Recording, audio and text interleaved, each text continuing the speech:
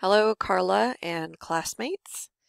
My assignment was to look into the educational best practice of mastery learning, and I did, and I enjoyed it a lot.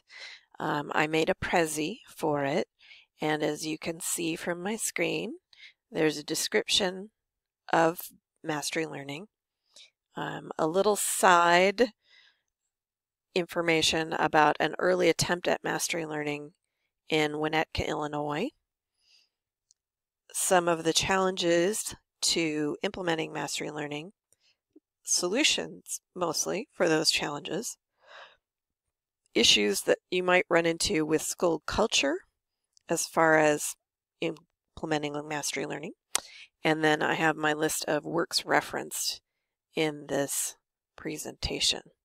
Those are different than the works referenced in the discussion area. I am going to just quickly show you those two, if I can figure it out. Let's see. One of them was an amazing presentation for TED Ed by Sal Khan, who is the Khan of Khan Academy. And it's going to come up, I know, in just a minute. It's titled Teaching for Mastery, Not Test Scores. And it was wonderful and well worth watching. He gives some really great analogies in it that help you understand why teaching for mastery is so important.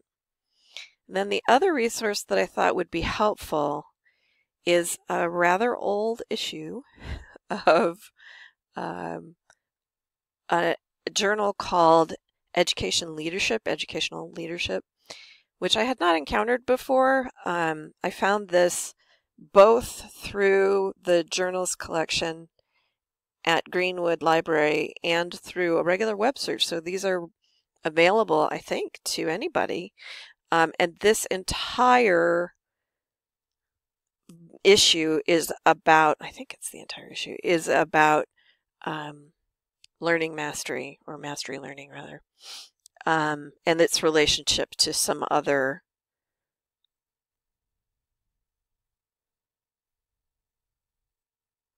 I'm going to stop and hello everybody. I am here to tell you a little bit about my research on mastery learning. As you can see, I created a Prezi about it, which contains a description of what is in mastery learning and the methodology and different roles involved and why one would want to do that, as well as a little historical background on individualized learning, which is what mastery learning has been called sometimes in the past, challenges that you'll encounter trying to implement it, solutions that have recently become available for those challenges given the technologies that we now have access to. The other bumps in the road that you might find because of school cultures and how slow schools are to change and adopt new philosophical underpinnings. Technology, yes. Whole philosophies, not so much. And then the works that I referenced within this presentation. So that's all there for you in the Prezi, which I have put in the discussion. And in addition to that, I wanted to also just briefly show you the two other things that I thought were super helpful.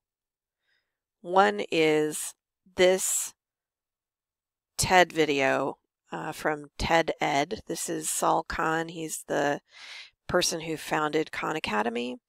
He does a wonderful 10-minute presentation about the reasons to teach for mastery, and he draws some really wonderful analogies that make you understand how important it is to do mastery teaching and not to teach for test scores. I highly recommend it and think everyone in the world should watch it. Aside from that, I also wanted to recommend this journal, Educational Leadership, which I had never encountered before.